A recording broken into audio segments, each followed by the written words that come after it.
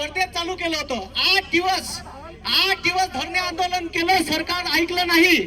मग मी माझ्या अवकातीवर आलो आणि माझ्या अवकातीवर आल्यावर दादा मी डायरेक्ट दुकानं लावले. मोदी चायवाला, रिकाम टेकडा चिवडा सेंटर आणि बेरोजगार पकोडेवाला. आणि आंदोलन एवढं व्हायरल झालं का बंद्या जिल्ह्यात आंदोलन झाले आणि सरकारनं 238 क्षेत्रातल्या कॉन्ट्रॅक्ट भरतीचा GR कॅन्सल केला. ही आज तशीच परिस्थिती आहे.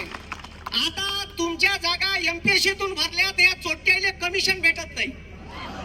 ठीक आहे, जर यानं टेंडर IBPS ले आणि TCS ले दिलं तर तिकडून गल्लुऱ्या खाले भेटते. आणि ह्या गल्लुऱ्या 900 रुपये फी आहे. किती रुपये फी आहे? 1000 रुपये. किती रुपये फी आहे? 1000. आता त्याच्यात ठीक आहे MPSCचा पेपर कलेक्टरच्या स्ट्रॉंग रूमला येते. 8 दिवस जमा राहते. पेपर 11 वाजता सुरू होते तर 9:30 वाजता स्ट्रॉंग रूम मधून निघते. आपल्या समोर फोडते ना पेपर, 2 लोकांच्या सह्या घेऊन फोडते ना.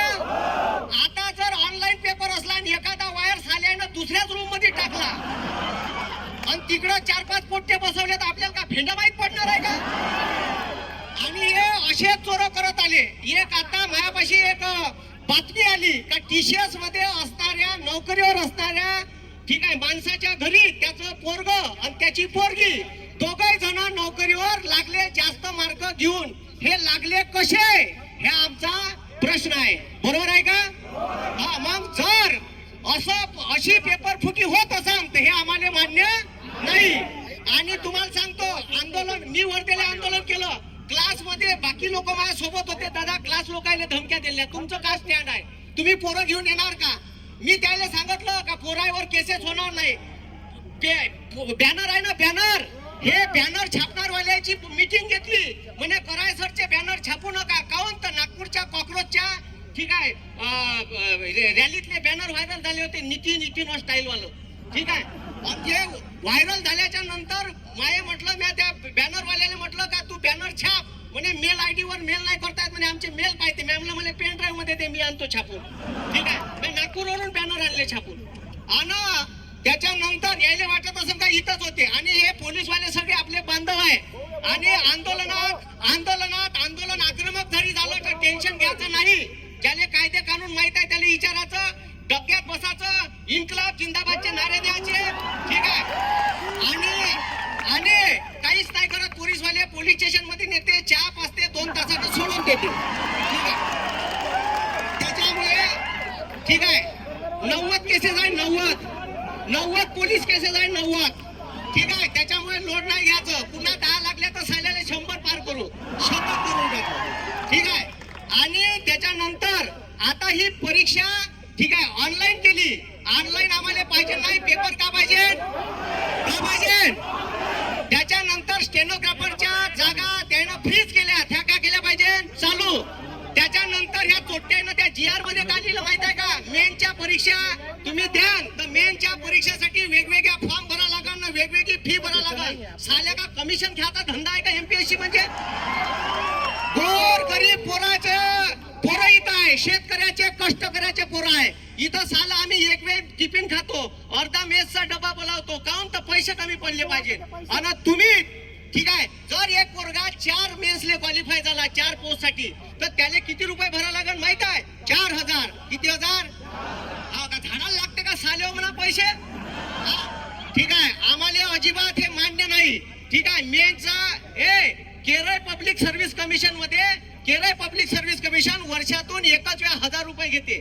आणि जेवढ्या परीक्षा फॉर्म निघाल तेवढे फॉर्म ठीक आहे 1000 रुपयात भरता येते. आमची MPSC ले मागणी आहे का असे आमच्याकडून एक वेळा 1000 रुपये घ्या. जेवढ्या MPSCच्या याड निघाल, जेवढ्या फ्री राहील, जेवढ्या मेन्स राहील त्या आम्हाला भरता आल्या पाहिजे. पाहिजे का नाही? पाहिजे का नाही? हा, त्याच्यानंतर यायनं का केलं पुन्हा एका वर्षात 3 परीक्षा म्हणते साले हे.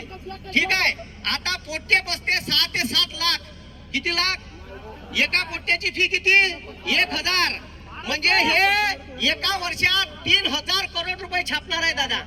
किती हजार करोड? 3000 करोड. कोणाकडून?